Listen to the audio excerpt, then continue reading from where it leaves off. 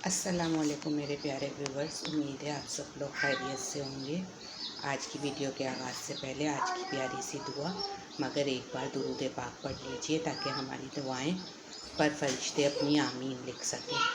तो आज की प्यारी सी दुआ, या अल्लाह ताला, माह रमज़ान जो अब हमसे अलविदा के बिल्कुल करीब है, एक ही रोज़ा बाकी है, हमें इसमें जो भी हमने टूटी फूटी इबादत की है इसको अपनी बारगाह यज़दानी में कबूल व मकबूल फरमा, आमीन।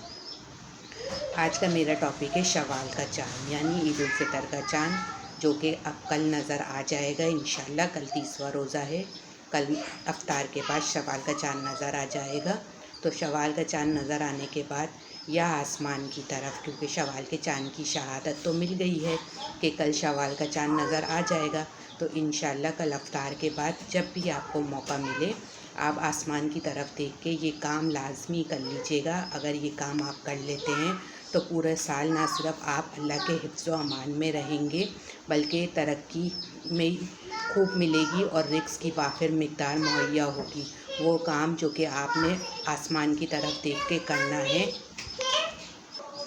वो काम जो आपने आसमान की तरफ देख के करना है, वो कोई मुश्किल, कोई बहुत बड़ा काम नहीं है।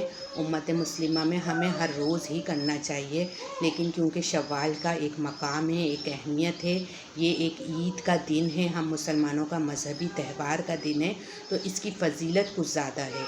वरना हर महीना जो है वो बहुत ही बाबरकत और बारहमत महीना होता है इस्लामी। इंसान की बस सोच का नज़रिया है, क्योंकि माह रमज़ान हम बहुत ही मुक़द्दस महीना समझते हैं और बहुत से लोगों का पसंदीदा महीना भी होता है।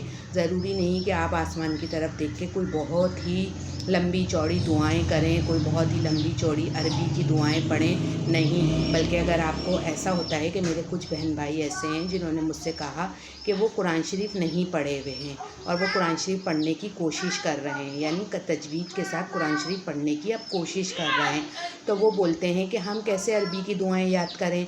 बहुत से बहन भाई ऐसे हैं कि जिनको स्क्रीन शॉट लेना नहीं आता, यानी कि दुआएं तो स्क्रीन पर आ रही होती हैं लेकिन उनको स्क्रीन शॉट लेना नहीं आता, तो वो भी यही बात बोलते हैं। तो आप बेहतर ये है कि अल्लाह ताला ने जो आपको ज़बान अता की है, बेशक हमारी इस्लामी ज़बान तो अरबी ही है और अरबी ही को ही कुरान शरीफ मौजूद है और ज़्यादातर दुआएं भी अरबी में ही मांगी जाती हैं।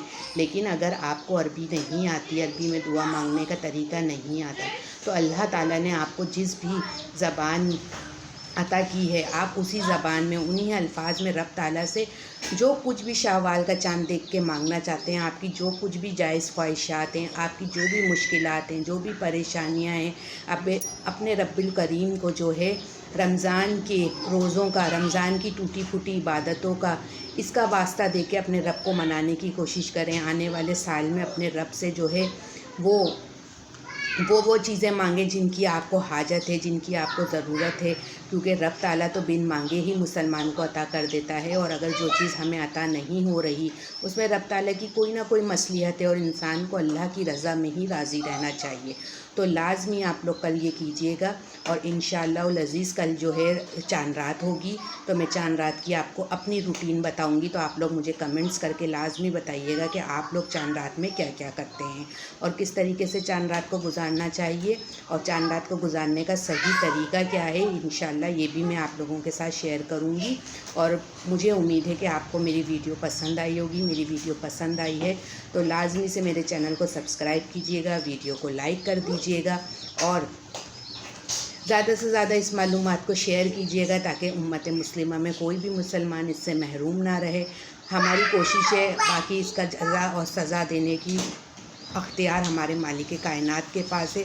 वो जिस मुसलमान को चाहे अता कर दे और जिस मुसलमान को चाहे वो महरूम कर दे, क्योंकि मालिक तो हमारे दिलों के राज बहुत बेहतर से जानता है, बहुत अच्छे से जानता है। मेरे और मेरे घर वालों को अपनी दुआओं में बिल्कुल याद रखिएगा और मुझे भी ख़ास तौर पर आपकी दुआओं की ज़रूरत है, क्योंकि आपको पता है कि मेरी तबीयत ठीक नहीं है। क्योंकि मुझे नहीं पता कि जो इस मोबाइल की स्क्रीन पर सामने मेरी वीडियो देख रहा है वो अल्लाह ताला का कितना ख़ास बंदा है कि उसके लबों से अदा होने वाले अल्फाज रब ताला फ़ौरन कबूलियत का दर्जा दे देते हैं। इसलिए हर किसी को अपनी दुआओं में याद रखिएगा, क्योंकि हमें नहीं पता कि हमारा मुकाम रब की बारगाह में क्या है।